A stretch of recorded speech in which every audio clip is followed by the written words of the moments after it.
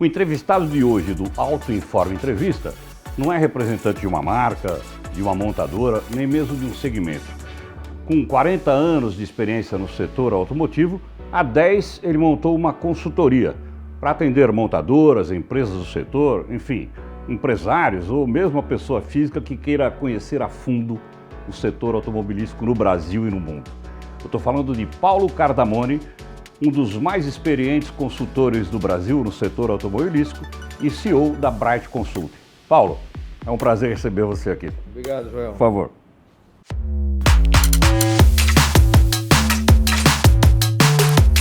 Paulo, obrigado pela presença.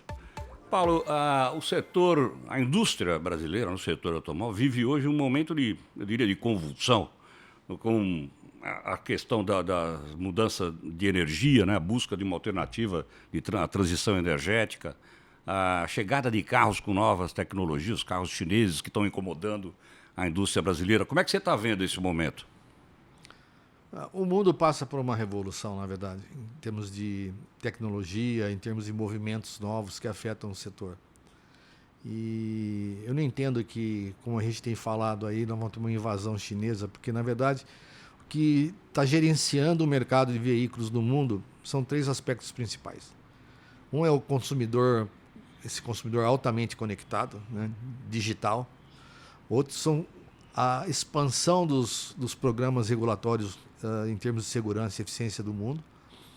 E a própria competição entre marcas. Então, a história como gerenciar esses movimentos é que está fazendo essa mudança sistêmica em termos de revolução tecnológica.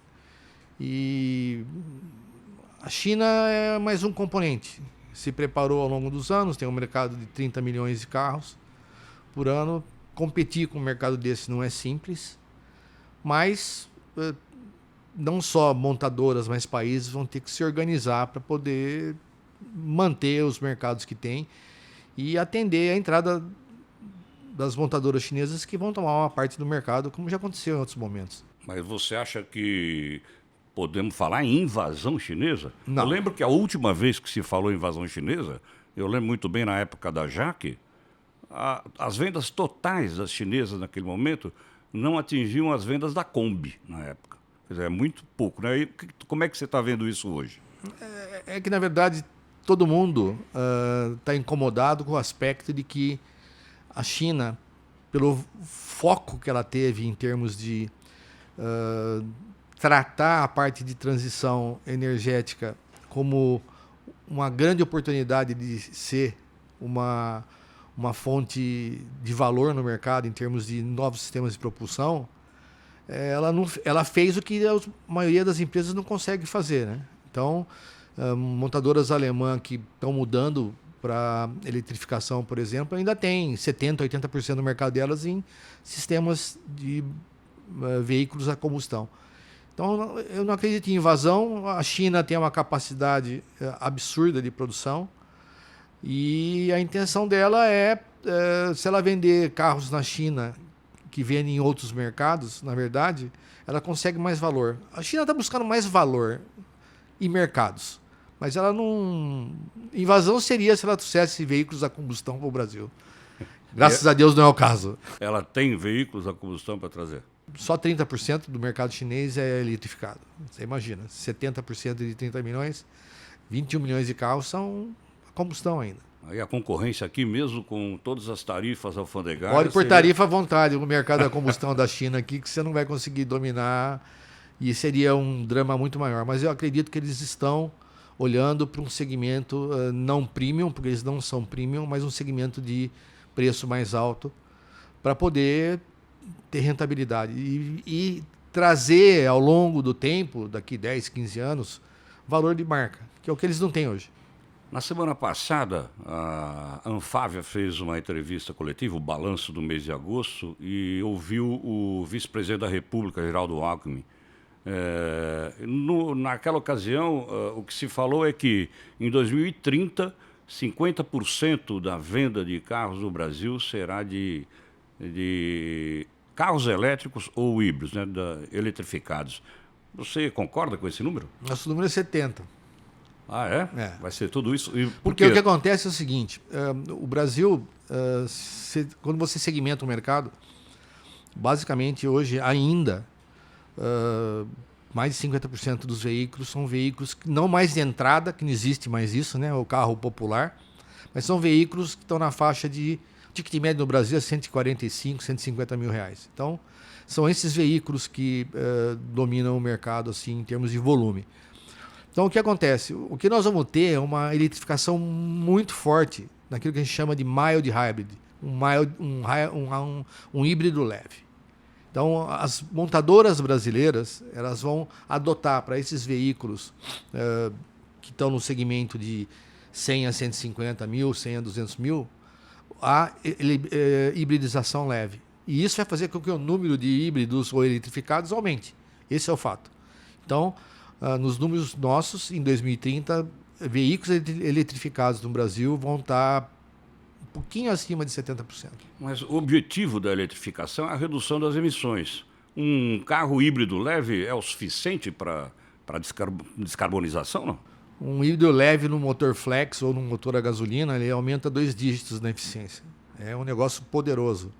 Então, vai ajudar muito a nova legislação do Mover, por exemplo. Com pouco investimento na eletrificação? Não, é mais investimento do que tratar um motor a combustão, mas o mercado quer isso, entendeu? Esse consumidor novo quer isso. Quando eu digo investimento, o custo final do carro é muito menor do que um carro eletrificado puro? Não tem dúvida, não é? Não tem dúvida. Mais acessível, quero dizer. A hibridização leve, ela é o mercado de entrada, vamos falar assim, de híbridos plug-in elétricos puros, né? Então, o custo de adição num veículo de 200 mil pode ser 5, 6 mil reais. Não tem nada a ver com você eletrificar um carro puro, vamos falar assim, né? Só a bateria custa em dólares, 20 mil dólares. Né? Então, vai ser o meio pelo qual o Brasil vai adotar a eletrificação e atender às normas regulatórias. Você falou que não existe mais carro popular hoje no Brasil, né? A própria Bright fez um estudo mostrando que o ticket médio, quer dizer, o preço médio do carro brasileiro, subiu de 70 para 140, Dobrou. 150 mil Dobrou. Em poucos anos. 5 anos. E como é que o consumidor brasileiro pode comprar carro desse jeito? Vamos lá, o que faz com que o preço suba? Vários aspectos. Em primeiro lugar, quando alguém vem falar, um político falar que você precisa de um carro de entrada, ele não entende nada de indústria. Porque é impossível você ter um carro de entrada no Brasil hoje, abaixo de 70 mil reais, com os veículos que existem, com as plataformas que existem, com a evolução que nós tivemos desde o Inovar Auto, por exemplo. Né? Então, hoje o veículo ele tem uma segurança absurdamente alta. O consumidor brasileiro é um consumidor mais conectado, um dos mais conectados do mundo.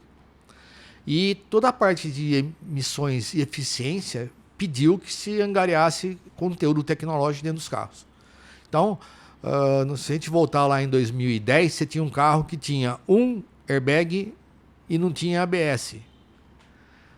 Hoje, os carros estão com piloto automático eletrônico de última geração, uns veículos de 150 mil já tem isso. Porque a legislação pede, porque o consumidor pede. Então, a própria legislação que fez o preço... Eu diria que nós temos 2 problemas aí, 2 situações. Um são movimentos que trazem e fazem com que o consumidor deseje conteúdo tecnológico. Que é o caso da conectividade. Que é o caso da conectividade, que é de segurança até.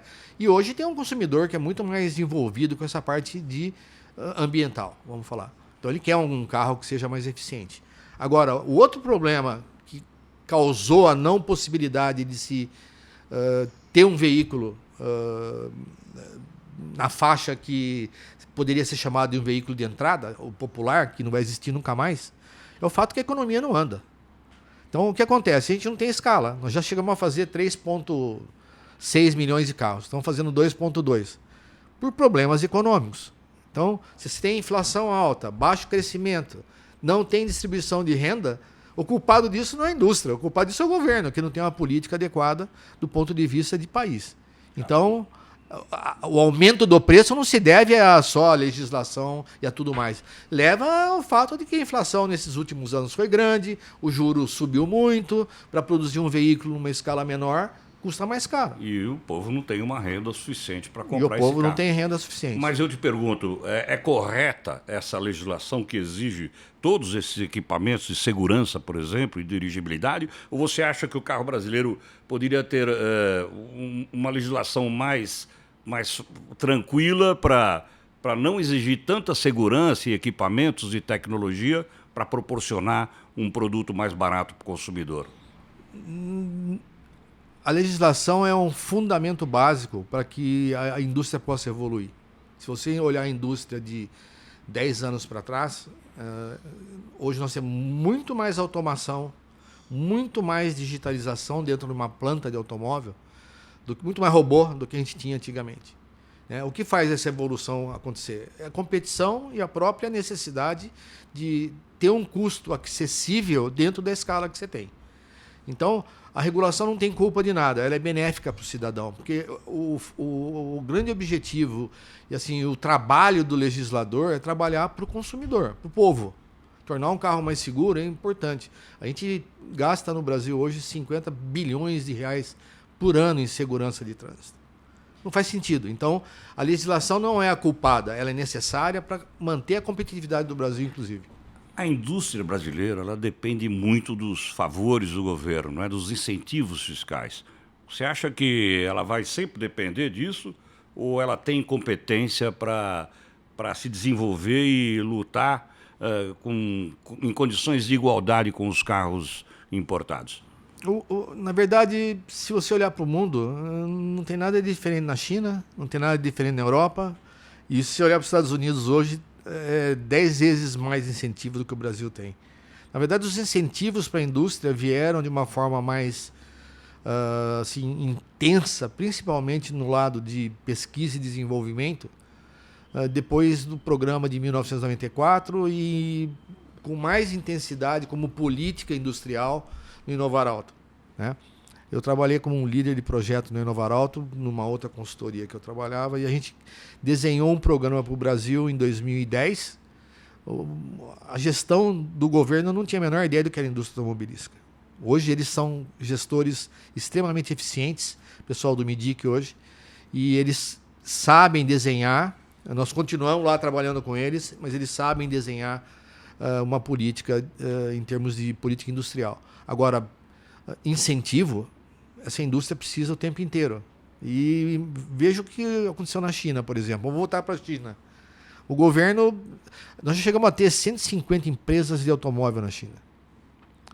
Estamos para baixo de 100 agora e dizem que não vai ficar 10.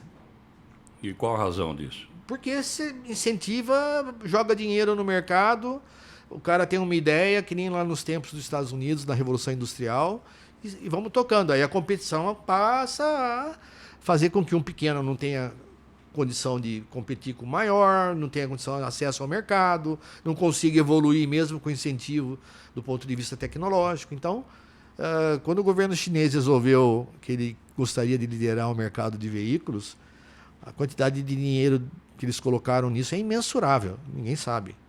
Mas é um absurdo a quantidade. Então, vê o que os Estados Unidos está fazendo hoje em termos de incentivo para o carro elétrico e agora para novos materiais, por exemplo, né?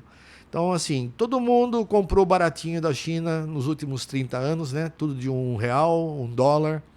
E isso foi formando o mercado da China de tal forma que é um governo que, mesmo sendo um governo, vamos falar assim, de esquerda, ou que se chame como quiser, mas você só consegue fazer o que eles fizeram num país controlado como eles são. E eles aplicaram o dinheiro, na verdade. Se comprava coisa de $1, agora você vai pagar aquele $1, não custa mais $1 e tem carro aí rodando na rua de R$300 mil. Eu pergunto, falando da China, eu pergunto sobre um carro, um possível carro sem tantas exigências tecnológicas de segurança, porque a China tem esse tipo de carro, né? Um carro que ele está restrito às circulações locais e não exige tanta segurança para ser produzido por um custo muito baixo e usado regionalmente. Existe isso na China? Você não pode abrir... Pode ter. Eu vi veículos há anos atrás que talvez você nunca entrasse nele para andar, mas... Os microcarros, né? Mas isso não faz sentido num país que nem o Brasil. Você não pode abrir mão de uma regulação de segurança que traz benefícios e reduz... Por exemplo, a segurança nem se discute. É uma questão de benefício para o cidadão puro. Perder uma pessoa... Se fosse uma pessoa só, já valeria a pena. A gente perde milhares de pessoas em acidentes de trânsito. Fora o problema ambiental que os carros velhos causam e tudo mais. Mas, se você ter uma ideia, a legislação de eficiência energética do Inovar e do Rota trouxeram uma economia de mais de 50 bilhões de reais em combustível. Em suma, 50 bilhões de reais deixaram de ser queimado no motor e entraram na economia. Fora o benefício ambiental, que é astronômico. E de saúde. Né? E de saúde. E ambiental. É meio ambiente o problema? Não me parece que seja, mas se é meio ambiente, nós fizemos o nosso papel. Sim. O etanol faz o papel dele, né? Nós temos, acho que, o único país no mundo onde, se você medir carros a etanol e a etanol no combustível gasolina, né, que tem a mistura no Brasil, metade da frota do Brasil é sustentável. Não tem nenhum outro país onde isso acontece. Então, a legislação é necessária para que você traga os veículos a determinado nível de padrão que tragam benefício para o consumidor. É benefício para a gente mesmo. Então, fala assim, vamos fazer um carrinho menos seguro, menos eficiente para andar na cidade.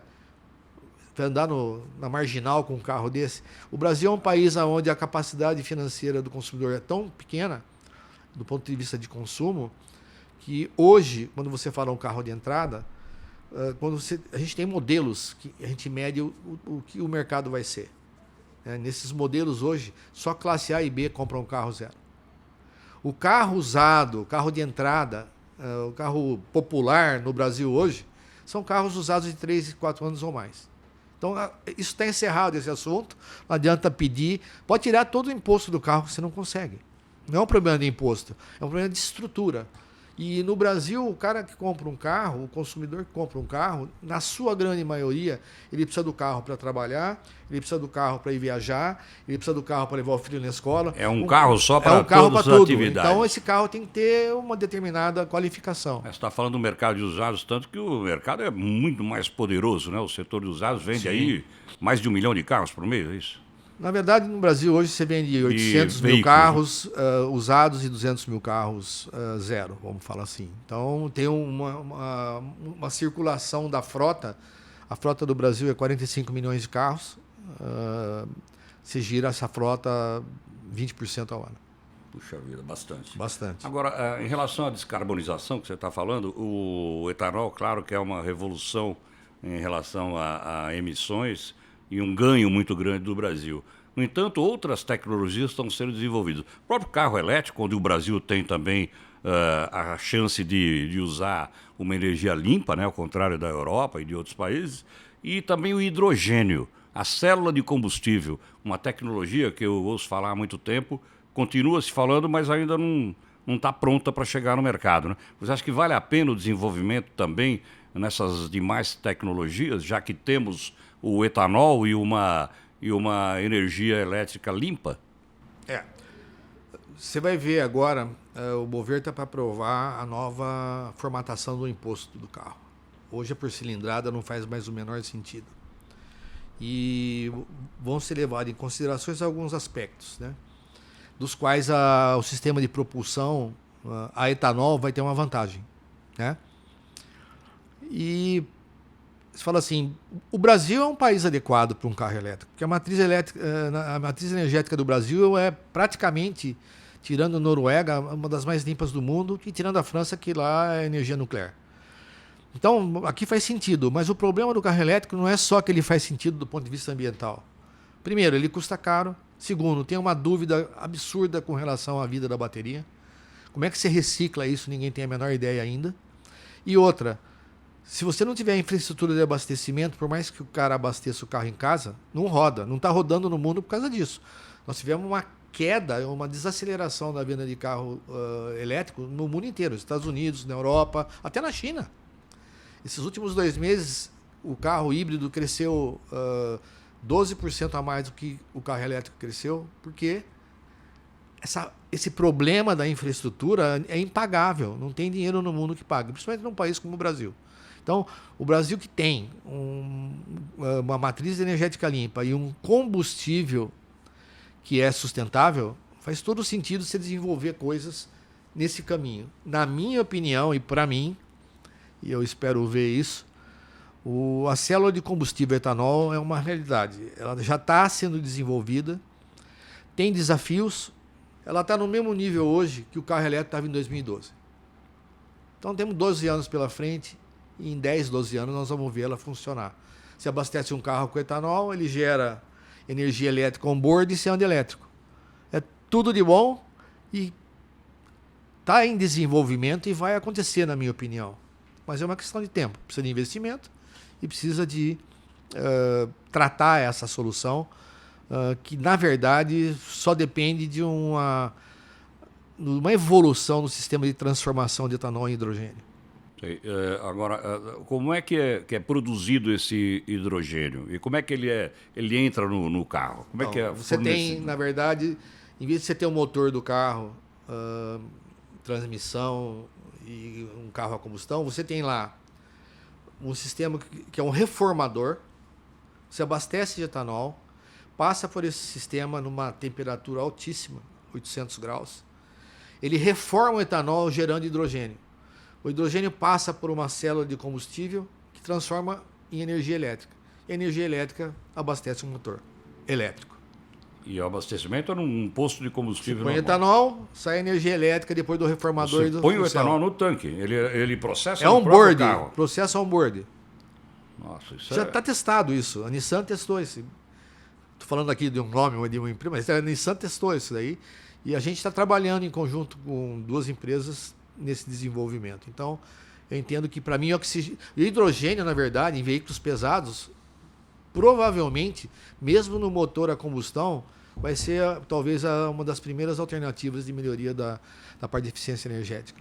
Os 2 primeiros programas do governo, o Rota 2030 e o primeiro foi... Novar Alto. Reduziram 15% de descarbonização, de emissão. Eficiência energética. E agora, o Inovar Alto, qual é a expectativa? Na verdade, os movimentos do Inovar e do Rota, eles geralmente o nível que você atinge é 3 a 4% maior do que o target dado para as montadoras. Eu acredito que, de acordo com as medidas que a gente tem em termos daquilo que a gente entende que vai ser negociado, a gente vai evoluir mais uns 12%. Vamos falar agora de preço de carro, porque isso é o que atinge diretamente o consumidor, né? A gente tá falando que dói no bolso. A gente fala de tecnologia e é muito bacana, o Brasil aí com a tecnologia de etanol desenvolvendo, mas na hora de comprar o carro, como você já falou aqui, o preço do carro subiu muito. Carro zero hoje é impraticável, é 1% da população que compra um carro zero por ano. No entanto, como já falamos também, o mercado de usados está aí para oferecer alternativa para quem não tem dinheiro para comprar um carro zero. No entanto, o preço do carro usado está muito alto, né? Nós fazemos o estudo sobre a evolução de preço de carro usado e notamos que desde da época da falta de componentes que afetou o mercado no mundo todo, o carro usado tem valorizado em vez de depreciar ao longo dos anos. Esse movimento ainda continua ou já estamos partindo para a depreciação do carro usado daqui para frente? Nós tivemos 2 grandes problemas nos últimos 4 anos, né? Um foi a pandemia, que causou, que todo mundo sabe, e gerou uma queda de produção, queda de oferta, que aumentou o preço. Depois veio a crise dos componentes eletrônicos, que também encareceu os veículos. E na falta do veículo, o preço sobe. Aconteceu isso na pandemia e depois aconteceu com a crise dos componentes. E o que a gente tem visto, a gente tem um produto de preço, e o que a gente tem visto é que nos últimos 4 meses os preços começaram a desacelerar, né? Então, quando você olha um índice de preço, olhando como se fosse um índice de inflação, uma cesta de veículos, de carro zero e de carro usado, os carros zero estão com 0 de crescimento de preço real e os carros usados estão com menos 5, em termos reais, descontado a inflação. Então, os preços começaram a cair. A gente já pode perceber que os estoques subiram de novo. Então, a pressão de desconto tem aumentado. Então, devemos passar por uma fase onde, se o mercado continuar nos níveis que está, os preços tendem a dar uma desacelerada maior ainda. Então, os preços tendem a cair. Mas veja só, o preço de carro usado ele anda atrás do preço do carro novo. O preço de lista dos carros não cai. Eles crescem 3,5% ao ano em termos reais. Então, o preço vai continuar subindo, mas em termos reais, eles vão crescer menos, vamos dizer assim. Então, o ticket médio de um carro usado hoje no Brasil é 70, 80 mil reais. É metade do preço do carro zero. Então, você fala assim, se eu tivesse esse carro de 80 para comprar um de 150, eu tenho que financiar metade. Aí você fala preço médio, desde o seminovo até o velhinho. É o ticket médio, né? A média dos preços de todos os veículos, vamos falar assim. Certo. Paulo Cardamone, CEO da Bright Consulting. Me fala um pouco da sua consultoria. Qual é o objetivo da consultoria? Que tipo de cliente vocês atendem? A Bright atende basicamente o mercado como um todo. A gente tem um foco em montadora de automóvel, os fornecedores, os Tier 1, Tier 2, que são os fornecedores iniciais da cadeia. Nós fornecemos para banco, nós temos um produto de preço, produto de mercado em si. Nós somos, desde antes do Inovar 2010, a única consultoria que presta serviço para o governo no MIDIC. Acabamos de renovar o contrato por mais 5 anos, vai sair aí a semana que vem. E a gente atende associações e empresas de mobilidade, empresas, centros de pesquisa. Em suma, nós suportamos o grande envoltório de montar um veículo, fornecer componente, vender esse veículo e ter a parte de desenvolvimento. Para reciclar esse veículo. Ainda não estamos lá. Nós, desde 2010, nós somos os maiores, já fizemos 3 projetos para criar, não criar, porque já existe. A legislação de inspeção no Brasil, ela está lá, só não é aplicada, e a reciclagem também. Dentro da lei de reciclagem no Brasil, para você ter uma ideia, só tem um produto que não é reciclado obrigatoriamente, o automóvel. Então a gente já desenhou tudo. O Brasil, se não fizer a inspeção veicular, tivemos um exemplo fabuloso em São Paulo, o Controlar. Se você vê os relatórios do Controlar, o benefício que ele trouxe do ponto de vista de saúde, de melhoria da eficiência dos carros, segurança, é uma coisa astronômica. Mas ele teve o quê? Uma experiência muito curta. É um problema político. No Brasil, quando você fala que vai inspecionar um carro, o político fala que você está prejudicando o pobre. Quando você vai botar uma lei de reciclagem, que tem que passar o carro lá, e carros que não são bem mantidos, você vai tirar o carro do pobre. Isso aí é um blá blá blá que uma hora vai morrer. Porque vai acontecer. E você acha que a reciclagem vai ser uma realidade aí nos próximos anos? Ou? A única coisa que faz a frota melhorar é você tirar carros que matam e que impactam o meio ambiente e que dão gastos para o governo que poderiam ser usados em outras coisas, é a reciclagem de veículo. Essa história de programas de renovação de frota, isso não existe em nenhum lugar do mundo. Acontece em momentos específicos. Nenhum programa de renovação de frota vai sobreviver, porque não tem dinheiro no mundo que pague. O governo não vai comprar um carro e fala assim, daqui eu te dou um dinheiro, você vai lá, compra outro carro. Isso aí não acontece. Você tem que pôr a inspeção gera a reciclagem gera a renovação da frota, e isso é um processo longo de tempo. Você começa com 200 mil carros, vai para 500 mil carros, e aí vai, até chegar a 1 milhão de carros. Mas você fala assim, eu vou reciclar 1 milhão de carros no Brasil.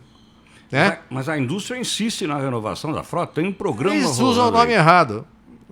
Porque o nome renovação da frota está ligado ao governo dar um dinheiro para alguém comprar o carro velho. Porque o sujeito vai entregar o seu carro velho que custa 20 mil reais para trocar por um de 100, quem que vai pagar? Isso aí é uma escada. Você pega um carro de 20 anos, o cara, se for reciclado, tem que ter um benefício.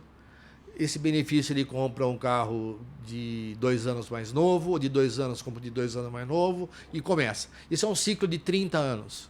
Daqui 30 anos, se a gente começar hoje, a gente vai ter uma indústria com maior volume e veículos mais novos. Mas isso é um processo que tem que acontecer do ponto de vista de ter a visão da implementação da inspeção, que vai gerar reciclagem, que vai gerar a renovação da frota. Dentro do Mover, está se discutindo uma provável alternativa para isso, e a gente vai esperar mais umas semanas ou um mês para ver se isso realmente vai acontecer. Se acontecer, é o começo do processo. Que assim seja, vamos torcer para isso, Paulo. Tudo bem. Eu agradeço a você que nos acompanhou e teve essa oportunidade de adquirir esse conhecimento com o Paulo Cardamone, CEO da Bright Consult. Muito obrigado, Paulo, por essa entrevista. Obrigado a você, Joel.